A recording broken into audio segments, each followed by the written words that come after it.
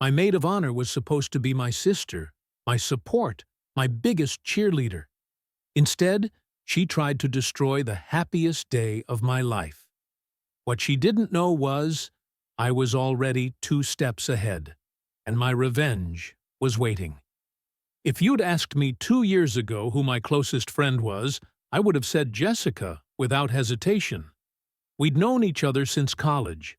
Late-night study sessions, shared heartbreaks, road trips filled with off-key singing. She was the kind of friend who finished my sentences, who knew my coffee order by heart, who swore we'd be each other's maids of honor someday. So when I got engaged to Ethan, it felt only natural that Jessica would stand by my side as maid of honor. She screamed with joy when I told her. She hugged me so tightly I could barely breathe. "This is it," she said, tears shining in her eyes. "Your fairy tale. I can't wait to help you plan everything." And she did, or at least she seemed to. She accompanied me to cake tastings, scrolled through Pinterest boards with me at midnight, and even offered to handle some of the vendor calls. I thought she was the perfect support system. But looking back, there were little moments, subtle red flags I brushed aside. Like when I showed her my engagement ring, her smile was just a little too tight, and she muttered, "It's cute. Small, but cute." Or when we tried on bridesmaid dresses, and she insisted on shades that flattered her more than the group. I chalked it up to stress. Weddings bring out the worst in people, I told myself. She's still my best friend. The day I found the dress should have been pure magic. Claire's bridal boutique. It smelled faintly of roses and had mirrors that made you feel like royalty. When I stepped into the gown, I knew. Lace bodice, flowing satin skirt, a train that shimmered under the soft lights. My mother gasped. Jessica clapped her hands, saying, "You look stunning." But there was a shadow in her eyes, something unreadable. I ignored it. The months leading up to the wedding blurred together. Guest lists, centerpieces, playlists. Jessica volunteered for everything, insisting, "You shouldn't stress. I'll take care of it." I felt lucky, blessed even. What bride gets a maid of honor this dedicated? But cracks appeared. One night, we were at dinner, and Jessica asked casually, "Are you sure Ethan's the one? I mean, don't you ever wonder if you settled too soon?" I laughed it off, but my stomach knotted. Ethan and I had been together 5 years. He was steady, kind, my rock. Why would she even ask that? Another time, when I was talking about our honeymoon plans, Jessica sighed dramatically. Must be nice, having a man who can afford all that. It stung, especially because I knew about her string of messy breakups and her resentment toward men who never seemed to commit. Still, I refused to see it. I told myself she was joking. I told myself I was imagining the bitterness in her voice, until the week before the wedding. It was a Saturday morning, and I went to pick up my dress from the boutique. The clerk smiled politely, then frowned. Didn't your maid of honor already collect it yesterday?" My heart dropped. "What?" "Yes, she came in with the claim slip. Jessica, right? She said you were busy and asked her to pick it up." My mouth went dry. No, I never asked her to do that." The clerk's face paled. "Oh dear." I rushed out, calling Jessica's phone. No answer. I texted. No response. Hours passed. By evening, panic turned into dread. Finally, she sent a message. Just one line. "Don't worry about the dress. I'll take care of it." Take care of it. I stared at the screen. 1,000 emotions swirling. Confusion, fear, betrayal. Why would my best friend take my wedding dress? That night, lying in bed beside Ethan, I felt my stomach twist. This wasn't just a misunderstanding. This was deliberate. And though I didn't know it yet, Jessica had crossed a line she could never uncross. Because if she thought she could sabotage my wedding and walk away unscathed, she had no idea who she was dealing with. The morning after Jessica's cryptic text, I woke up with a pit in my stomach. My dress, my wedding dress, was in her possession. I wanted to believe there was a reasonable explanation, but every instinct screamed otherwise. I called her again, straight to voicemail. Finally, she picked up late that afternoon, her tone sugary sweet. "Relax, girl. I just thought I'd save you the trip. Your dress is safe with me." Safe with her. The words echoed in my head. My maid of honor had essentially kidnapped my dress, and she was acting like she'd done me a favor. "I never asked you to do that," I said, trying to keep my voice calm. Jessica laughed, a little too sharp. "Oh, come on. You've been so stressed. You should be thanking me. Besides, I wanted to make sure it was perfect for you." Perfect for me. I wanted to scream, but I held back. "When are you bringing it over?" "Soon," she said breezily. "Don't worry about it." But I did worry. I worried for 3 sleepless nights, while my texts went unanswered and her excuses piled up. Busy at work. Ran an errand. Don't panic. By Wednesday, just 4 days before the wedding, I was spiraling. My mom tried to reassure me, but I saw the fear in her eyes too. Finally, I decided to drop by Jessica's apartment unannounced. Ethan offered to come with me, but I shook my head. This was something I needed to face alone. When she opened the door, she looked startled, almost guilty. Behind her, I caught a glimpse of fabric. White fabric. "Where's my dress, Jess?" I asked, my voice low. She crossed her arms, blocking the doorway. "Why are you acting so paranoid? It's fine. You'll see it at the wedding." My blood ran cold. At the wedding? What the hell does that mean? Her eyes flickered, and for a split second, the mask slipped. There was something ugly there. Jealousy. Bitterness. "You don't get it, do you?" she snapped. "You've always had it all. Ethan, the house, the fairy tale, and what do I have? Nothing. Men who use me and leave. A job I hate. Do you know how exhausting it is being in your shadow?" I froze. This wasn't about the dress. This was about everything. "You're my best friend," I whispered. "I never wanted you to feel that way." "Best friend," she spat. "Yeah, until your wedding came along, and suddenly I'm just the sidekick in your perfect story." My hands shook, but I steadied my voice. "Give me back my dress, Jessica." Her lips curled into a smile that didn't reach her eyes. "Don't worry.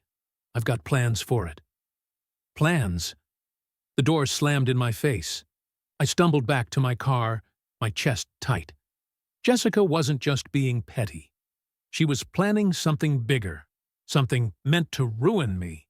When I told Ethan, he clenched his fists. "We'll call the police. She can't just steal your dress." But I shook my head. A police report would cause chaos days before the wedding. No, I needed something better, smarter. So I started thinking like her. If Jessica wanted to ruin my wedding, she'd go for maximum impact. She'd want humiliation, not just inconvenience. Maybe she planned to show up in my gown. Maybe she wanted to damage it somehow. Whatever it wasn't about the dress itself. It was about me. That's when I realized I couldn't just get my dress back. I had to turn the tables. So I did something I never thought I'd do. I called the bridal boutique, explained everything, carefully leaving out names. They were horrified. Luckily, the manager was kind. "We still have a nearly identical gown in stock," she whispered. "It was a canceled order. Do you want it?" My heart raced. Yes, please. I picked it up the next morning in secret, storing it safely at my mom's house. And just like that, Jessica thought she had my wedding in her hands. But really, I was already 2 steps ahead. Now, it wasn't just about walking down the aisle. It was about letting Jessica walk straight into her own trap. Because if she wanted a stage to humiliate me, I was going to make sure the spotlight turned on her instead. By Thursday night, just 2 days before the wedding, the tension was unbearable. Everyone thought I was a nervous bride, smiling through gritted teeth, reassuring relatives who asked, "Everything ready for the big day?" But inside, I was a storm, because while Jessica thought she had me cornered, I was quietly holding the real cards. Friday morning, she finally called. Her tone was syrupy sweet, like she hadn't basically stolen the most important piece of my wedding. "Hey, girl," she chirped. "I've got the dress all steamed and ready. You're going to look unforgettable." Unforgettable. The way she said it made my skin crawl. "That's great," I forced out, pretending to play along. "Thanks, Jess. I really appreciate it." When I hung up, Ethan looked at me. "She's going to try something." "I know," I said, "but she's not the only one." Because by then, I wasn't just sitting around waiting to be blindsided. I'd roped in quiet allies. My cousin Emma, who adored me and despised Jessica's constant digs. My brother, Mark, who had a knack for filming everything. And of course, my mom, fierce and protective. Together, we formed a plan. On the morning of the wedding, Jessica showed up early, dress bag slung over her shoulder like a trophy. She walked in with a smirk, eyes gleaming as though she were about to deliver the performance of a lifetime. "Surprise," she said, holding the bag up. "I wanted to bring it myself. Thought it would be more special." My stomach twisted, but I kept my face neutral. "That's so thoughtful, Jess. You really went above and beyond."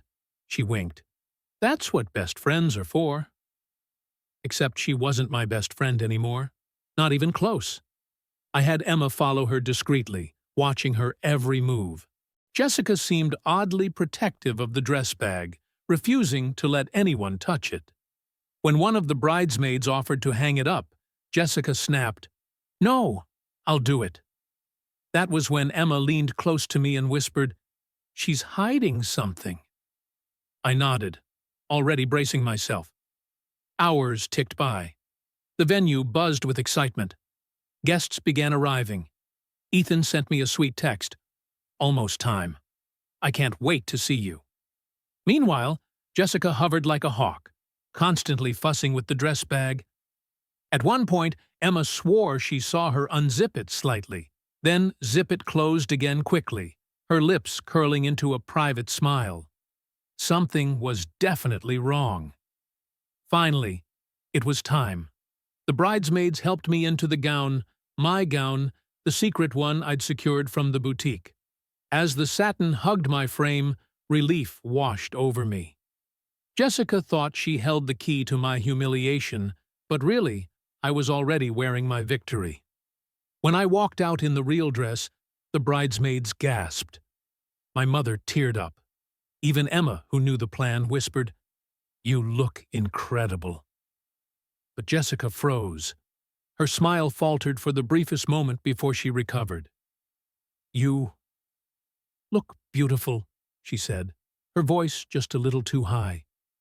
Because whatever plan she'd prepared with that stolen dress, it was slipping away. Still, she didn't give up. As we lined up for the procession, Jessica hovered close, her phone clutched in her hand like she was waiting for the perfect moment. Emma caught my eye and mouthed, "She's going to try something."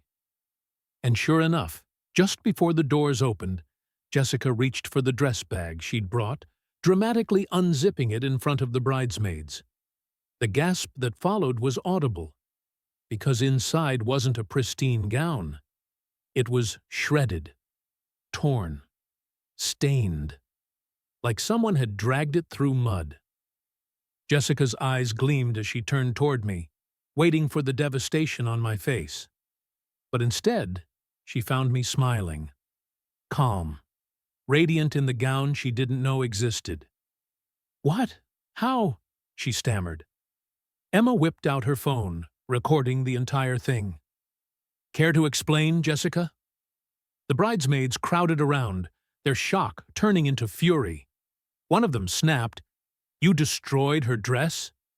On her wedding day? Jessica's face went red. No, it's not what it looks like." "Oh, it's exactly what it looks like," I said softly. Her mouth opened and closed like a fish gasping for air. For once, Jessica had no script, and as the doors swung open, the music beginning to play, I stepped forward, head held high, leaving her standing there with the wreckage of her own scheme. Because my wedding wasn't ruined. Hers was. As I walked down the aisle in my pristine gown, the whispers began. Guests leaned toward one another, eyes darting to where Jessica lingered in the back, pale and trembling, clutching the ruined dress bag. From the corner of my eye, I saw Emma filming discreetly, her phone steady in her hand. Every second of Jessica's panic was being documented. Ethan's face lit up when he saw me. His eyes shone with pride, with love. And in that moment, I knew nothing Jessica did could touch us. Still, I also knew the fight wasn't over. Not yet. Because Jessica hadn't expected me to outsmart her. She thought she'd deliver the final blow at the altar, that I'd show up dressless or in rags, humiliated in front of everyone I loved. Instead, she was the one with dirt on her hands. Literally. And I wasn't about to waste the chance to turn the tables completely. The ceremony went beautifully. Our vows, the cheers, the kiss. It was everything I'd dreamed of.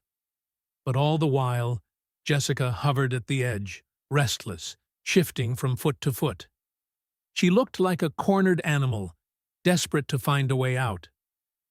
During the reception, she made her move. While Ethan and I were mingling with guests, Jessica suddenly clinked her glass, forcing attention on herself. "Can I just say a few words?" she announced, her voice shaky but loud enough to cut through the music. The room quieted. All eyes turned to her. I braced myself.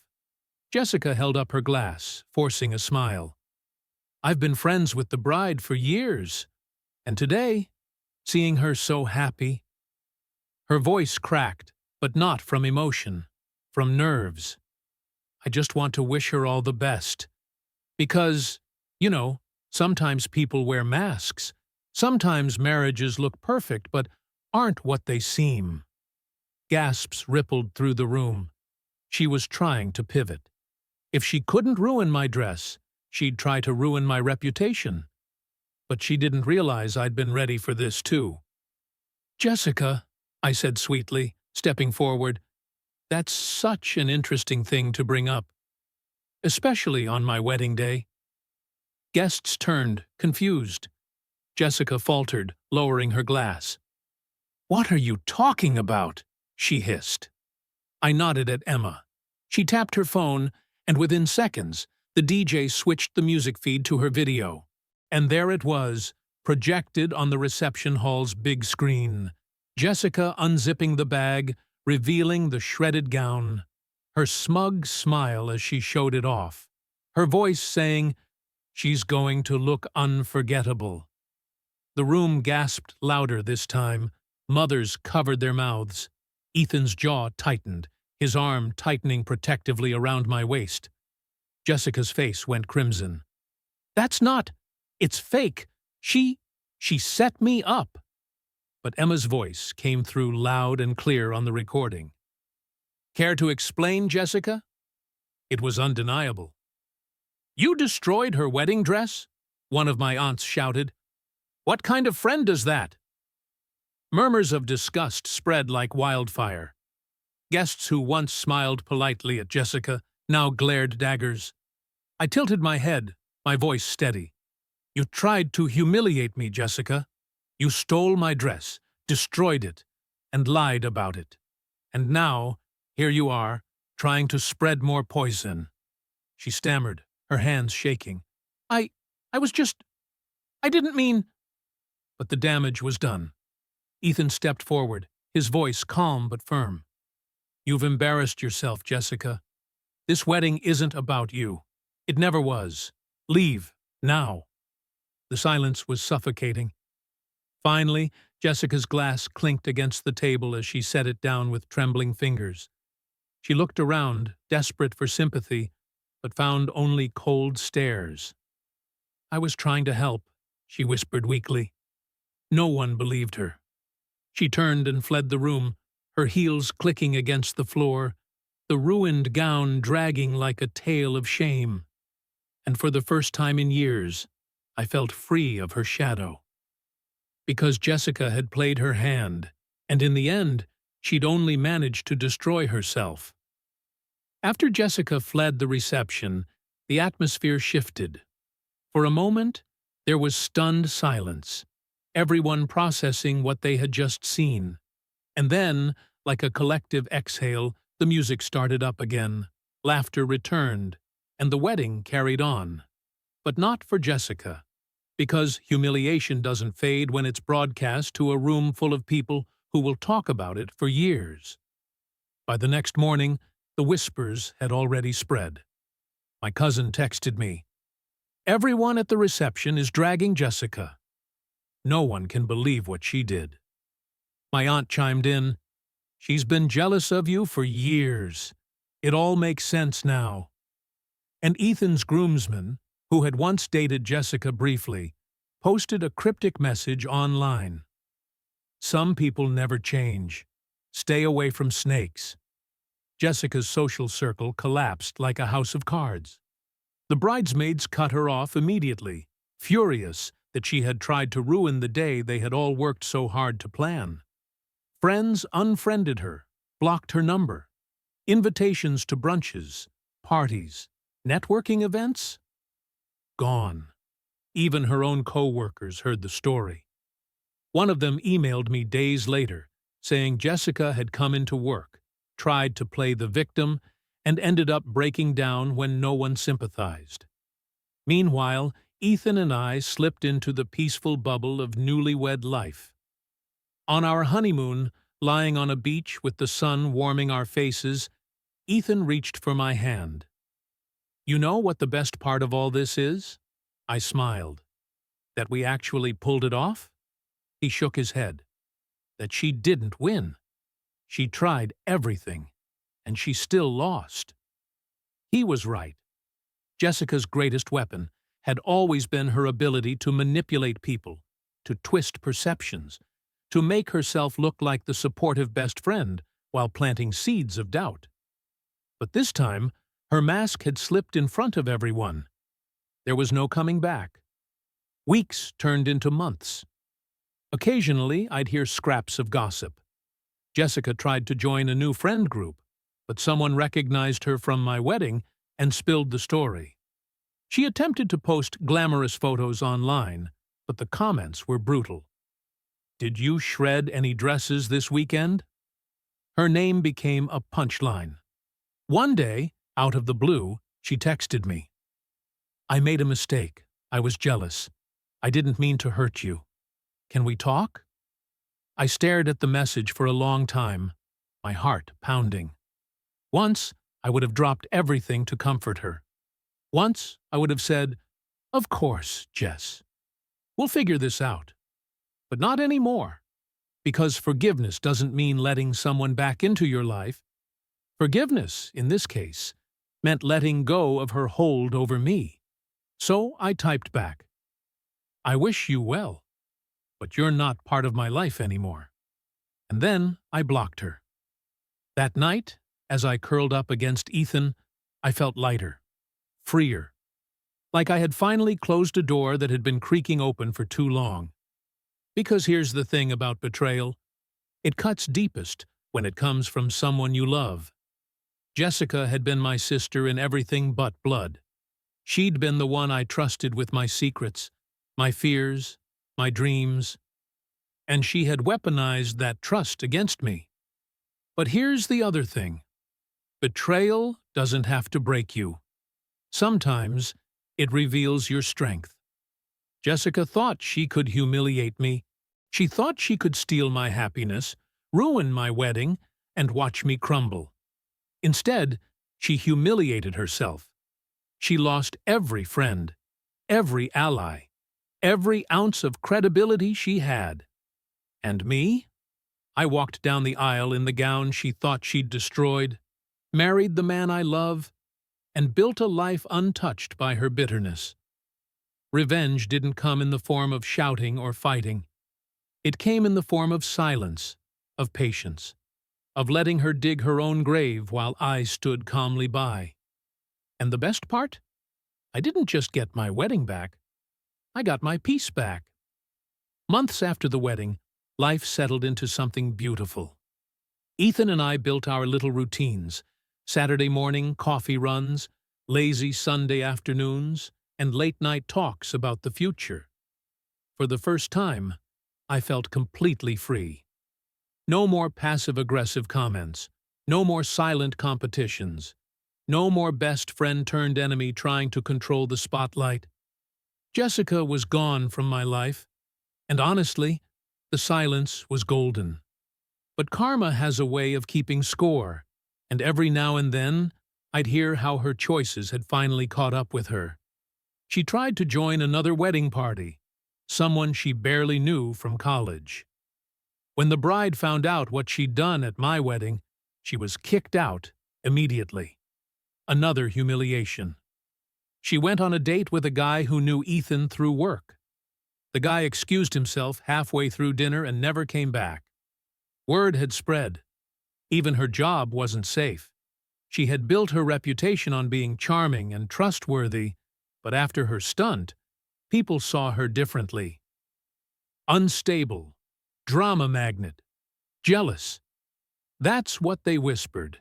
She was passed over for promotions, left out of office gatherings. The woman who once thrived on attention now found herself invisible. And the irony? She had destroyed herself, chasing the very thing she craved most: validation. One evening, while scrolling through social media, I stumbled upon her profile. It was mostly silent now. No new photos, no "living my best life" captions. The last picture was from months ago, and the comments were brutal. "At least this dress isn't stolen." "Still jealous, Jess? Hope you didn't cut this one up." I closed the app and set down my phone, shaking my head. I didn't feel joy at her misery.